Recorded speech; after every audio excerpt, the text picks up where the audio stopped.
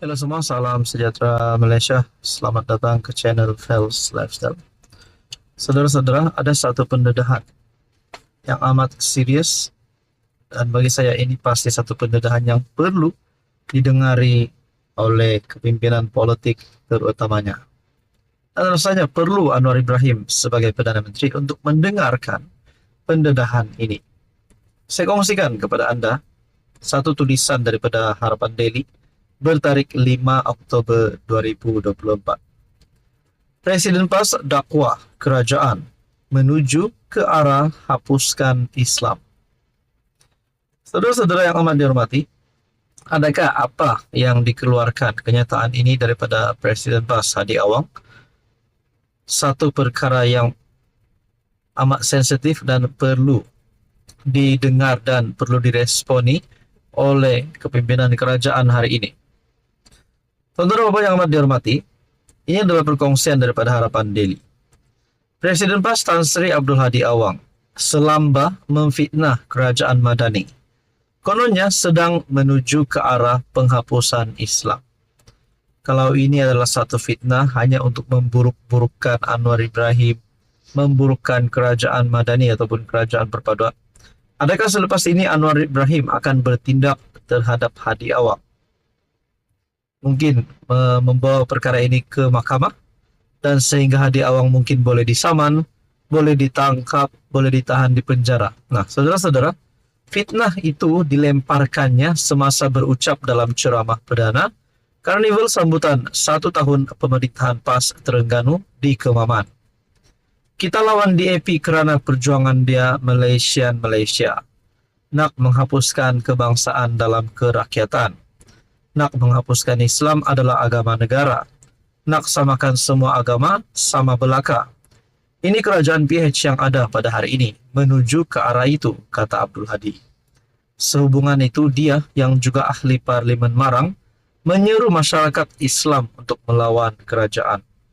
Malah, Abdul Hadi mendakwa kerajaan berurus niaga dengan BlackRock untuk menyerahkan lapangan terbang di negara ini. Sebab itu kita orang Islam kena lawan. Apalagi yang lebih membahayakan. Ketika orang Yahudi mengganas di Palestina dan Lebanon, tiba-tiba kerajaan nak berniaga dengan BlackRock. BlackRock adalah satu perniagaan orang Yahudi. Kerajaan kita nak serah lapangan terbang kita. Lapangan terbang ini untung besar. Nak untung besar, pakat dengan Yahudi untuk berniaga. Ini sangat membahayakan. Ini rakyat biasa tak tahu ni dakwa Abdul Hadi. Saudara-saudara yang dihormati, bagi saya, setiap yang dilakukan oleh PMX Anwar Ibrahim pasti ada pendedahan dan sebabnya. Seperti kenaikan harga diesel, pasti ada sebabnya dan akhirnya memberikan kebaikan bagi rakyat sendiri. Jadi saudara-saudara, berkaitan dengan kenyataan Abdul Hadi Awang ini, adakah Anwar Ibrahim akan bertindak ataupun adakah beberapa pihak yang lain akan bertindak untuk menegur Hadi Awang ataupun sehingga Hadi Awang boleh dikenakan tindakan? Itu menjadi persoalannya. Apa komen Anda? Halo semua, salam sejahtera Malaysia. Selamat datang ke channel Fels Lifestyle.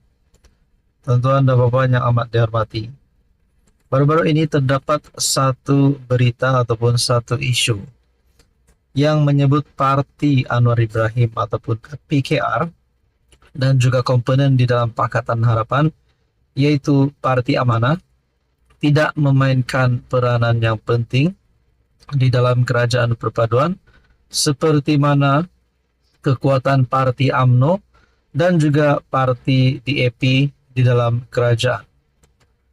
Saudara-saudara, berkaitan dengan isu ataupun berkaitan dengan persoalan ini, adakah relevan untuk PKR dan Amanah tidak memainkan peranan yang penting ataupun tidak memberikan impak kepada kerajaan perpaduan? Sedangkan Anwar Ibrahim adalah presiden PKR sendiri. Saudara-saudara, kalau benar PKR dan Amanah tidak memberikan impak yang baik kepada kerajaan, adakah beberapa pemimpin di dalam PKR ataupun Amanah akan berpaling tada? Nah, itu menjadi persoalannya. Berkaitan dengan isu ini, tulisan daripada Syahbudin bertarik 5 Oktober, PKR jangan kecil hati dengan Nur Jazlan. Walaupun sudah berlalu, masih ramai yang bercakap mengenai teguran ahli MT UMNO Nur Jazlan Muhammad yang menyatakan PKR dan Amanah bukanlah pemain sebenar dalam politik negara ini. Nak kata kepimpinan UMNO ataupun teguran daripada ahli Majlis Tertinggi UMNO Nur Jazlan berkata PKR dan Amanah bukanlah pemain sebenar dalam politik negara ini.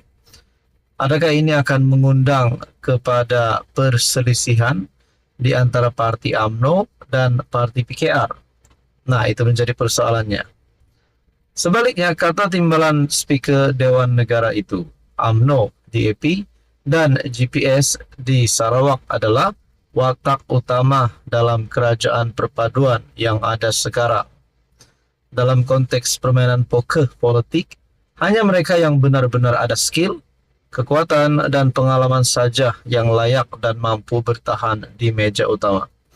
Saya nak ulang semula, kata timbalan Speaker Dewan Negara itu. UMNO, DAP, GPS di Sarawak adalah watak utama dalam kerajaan perpaduan yang ada sekarang. Sedangkan Anwar Ibrahim adalah Presiden PKR sendiri. Adakah ini akan menimbulkan ketidakpuashati di antara pemimpin PKR bersama dengan pemimpin UMNO yaitu Nur Jazlan? Bagi saya, hanya UMNO, DAP dan GPS saja yang boleh diibaratkan sebagai pemain poker profesional yang tahu bila nak bluff, bila nak raise dan bila nak ambil risiko. Parti ini saja pemain sebenar dalam politik Malaysia sejak awal merdeka dulu, kata beliau. Sehubungan itu, beliau juga mengingatkan kepada PKR dan Amanah bahawa politik ini bukan sekadar berharap kepada nasib semata-mata. Dalam kerajaan perpaduan, UMNO dan DAP adalah pemain utama yang menguasai meja poker sebab kita ada kekuatan ahli penyokong dan jentera. PKR dan Amanah kena sedar, mereka tidak ada kelebihan tersebut. Jadi mereka patut tak boleh duduk di meja poker. Biarlah saya cakap terus terang, bukan setakat dalam politik di nasional, di peringkat politik di Johor pun, PKR dan Amanah kurang layak duduk semeja main poker politik. Realitinya, mereka ini hanya passengers, penumpang yang nak rebut kerusi dalam kapal terbang yang dikemudi dua pilot yaitu UMNO dan DAP.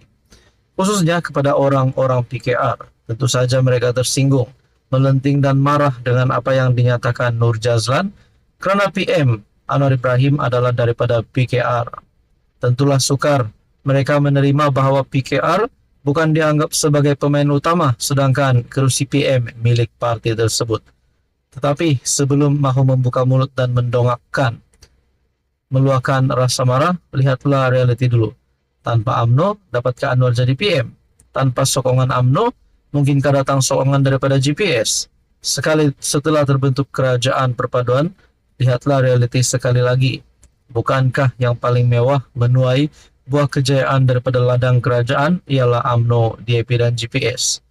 Tidakkah semua ini menandakan ketiga-tiga parti itu merupakan pemain utama yang memang disedar oleh Anwar sendiri? Jadi saudara-saudara, di dalam tulisan ini berkata, UMNO dan GPS juga tidak mustahil akan bekerja sama semula dengan PN sebagaimana mereka pernah bekerja sama sebelum ini jika bersama PH tidak lagi menguntungkan mereka. Kata bijak pandai, tiada musuh yang kekal dan tiada kawan sejati dalam politik.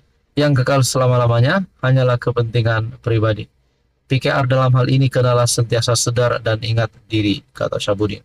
Saudara-saudara, di dalam politik apa saja pun boleh berlaku. Menurut Anda, apa komen Anda?